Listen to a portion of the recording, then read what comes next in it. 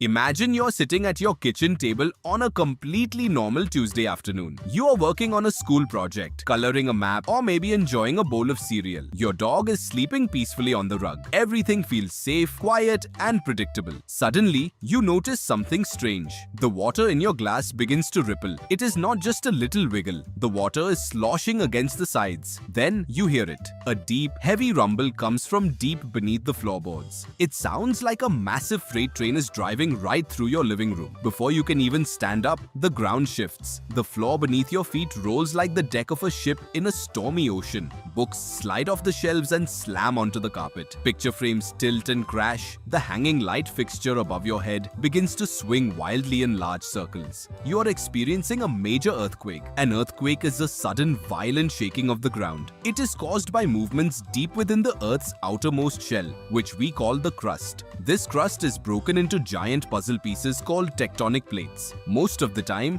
these plates grind past each other very slowly and get stuck. When they finally slip and release all that trapped energy, the ground shakes violently. It can be incredibly scary, especially if you have never felt it before. Your heart will race and your instincts might tell you to run as fast as you can. But running is exactly what you should not do. If you know the rules of safety, you do not need to let fear take over. You can keep yourself, your family, and your classmates perfectly safe. Most people have heard about the basic rule of what to do while the shaking is actually happening. You drop to your hands and knees, take cover under a sturdy piece of furniture like a heavy wooden table or desk, and hold on tightly to the leg of that furniture until the movement stops. This is known worldwide as drop, cover, and hold on. It is an excellent rule and it saves countless lives. But what happens next? What do you do the exact second the shaking stops? Many people do not realize that the danger does not end when the ground stops moving. In fact, the first 10 minutes after a major earthquake are the most critical minutes of the entire disaster. What you choose to do during this very short window of time can mean the difference between staying perfectly safe or getting seriously injured. Today, we are going to walk through those first 10 minutes step by step, minute by minute, so you know exactly how to handle the aftermath like a true survival expert. Let us first examine what most people do wrong during these critical 10 minutes. When the rumbling finally fades and the room goes still, many people feel an overwhelming rush of relief. They assume that because the initial shaking has ended, the threat is entirely gone. They immediately stand up, celebrate, and sprint outside into the street to see what happened to their neighborhood. Or they start walking through their house barefoot to inspect the broken plates and overturned furniture. These are incredibly dangerous mistakes. According to data from major safety organizations, the vast majority of injuries during and after earthquakes are not caused by collapsing buildings. Instead, they are caused by falling objects, flying glass, and hazards that develop after the shaking stops. People step on hidden shards of broken windows. They get struck by loose bricks falling from damaged chimneys. They get burned by fires started by broken gas lines. This is why we must focus on the immediate aftermath. Let us learn the correct safety steps for the first 10 minutes. Minute number 1. Stay exactly where you are and count slowly to 60. Do not jump up the very instant the shaking stops. Take a long, deep breath through your nose and let it out through your mouth. This helps calm your racing heart and forces your brain to think clearly. When you are panicked, you make mistakes. Use this first minute to look up at the ceiling directly above you. Are there loose plaster pieces hanging down? Is a heavy chandelier dangling by a single wire? Look around your immediate surroundings before you even shift your position. If you are safely tucked under a sturdy table, stay there for 1 full minute. This gives the building time to settle and ensures that any loose objects that were wobbling on high shelves have completely finished falling.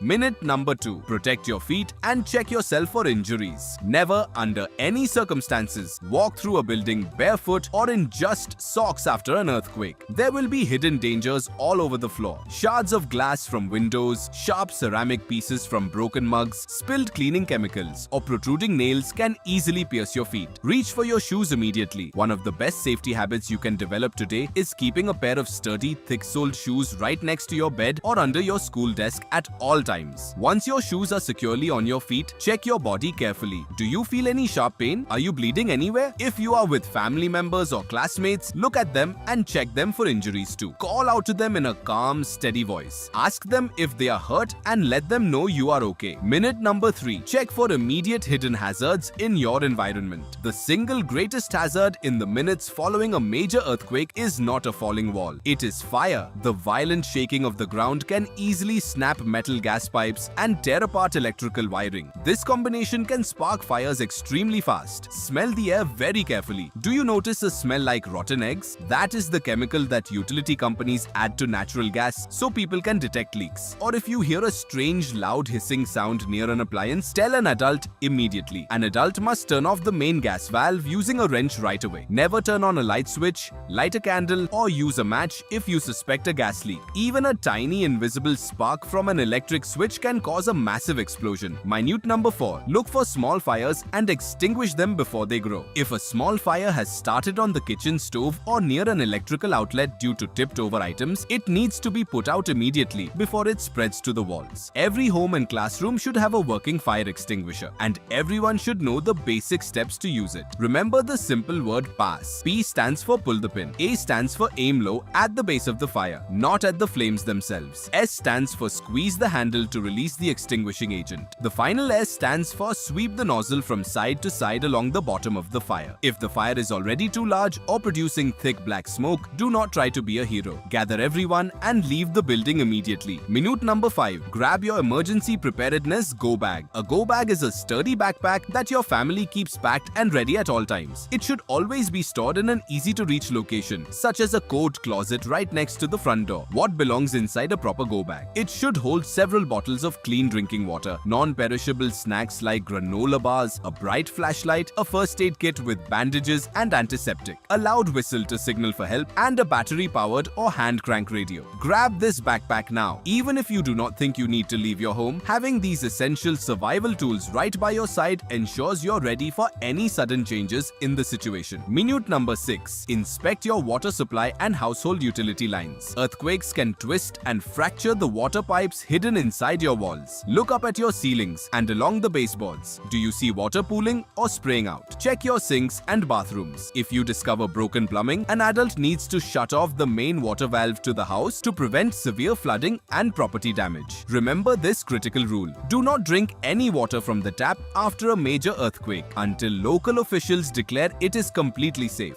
The underground water mains could be cracked, allowing dirt and dangerous bacteria to pollute the water supply. Use the clean bottled water from your emergency go bag instead. Minute number 7. Access official information and protect emergency communication lines. Do not pick up your phone to call your friends to chat about how scary the shake was. Do not call distant relatives just to tell them you are frightened. When a major natural disaster strikes, millions of people try to make phone calls at the exact same moment. This completely overloads the cellular networks and jams the phone lines. When the networks are jammed, emergency workers, paramedics, and firefighters cannot communicate to save people who are trapped or seriously hurt. If you need to let your parents or loved ones know that you are safe, send a single short text message. Text messages use a tiny fraction of the data that voice calls require, meaning they are much more likely to slip through a crowded network. Once that text is sent, put your phone on battery saver mode. Turn on your battery-powered radio to listen to local news broadcasts. Emergency officials will use these broadcasts to tell citizens which areas are dangerous, where emergency shelters are located, and what steps to take next. Minute number 8. Make the critical decision to stay inside or evacuate the building. You must assess the structural safety of the room you're in. If your home has no fires, no gas leaks, no water damage, and the walls look solid with no major structural cracks, it is often safest to stay right where you are. Staying inside protects you from falling debris outdoors. However, if you look at the walls and see large deep cracks that go all the way through the drywall, if the ceiling is sagging dangerously, or if a nearby fire is spreading, you must evacuate immediately. Walk calmly toward the nearest safe exit. Never use an elevator after an earthquake. The electrical grid could fail at any second, leaving you trapped between floors. Always use the stairs. Minute number 9. Find a safe, open assembly point outdoors. If you have evacuated your home, apartment building, or school, you must move to a clear area away from hazards. Many people make the mistake of standing right on the sidewalk next to the front door. This is dangerous because bricks, concrete, glass, glass and roofing tiles can break loose from the top of a building and fall straight down onto the sidewalk. Walk until you're in a wide open space. Good examples of safe outdoor locations include the middle of a large park, a school sports field, or an open asphalt parking lot away from light poles. Look up to make sure there are no sagging overhead power lines or large tree branches that could snap. Stand together with your family or classmates and stay in that spot. Minute number 10. Prepare your mind and body for the arrival of aftershocks. Aftershocks are smaller earthquakes that occur after the main largest shock. They happen because the Earth's tectonic plates are still settling into their new positions. Do not let these catch you off guard. Aftershocks can happen minutes, hours, or even days after the main event. Some aftershocks can be incredibly strong, sometimes strong enough to completely collapse structures that were already weakened by the first big shake. If you are standing outside or sitting in a safe spot and you feel the ground begin to rumble or roll again, you must react instantly. If you are indoors, drop, cover, and hold on immediately. If you're already outdoors in an open space, drop down low to the ground to keep from being knocked over, protect your head with your arms, and stay away from any objects that could fall. Let us look at a historical example of how proper training and immediate correct actions save lives. In March of the year 2011, a massive earthquake struck the coast of Tohoku, Japan. It was one of the most powerful earthquakes ever recorded in human history. The shaking lasted for several minutes and caused widespread damage. However, because school children across Japan practice earthquake drills every single month, they did not panic.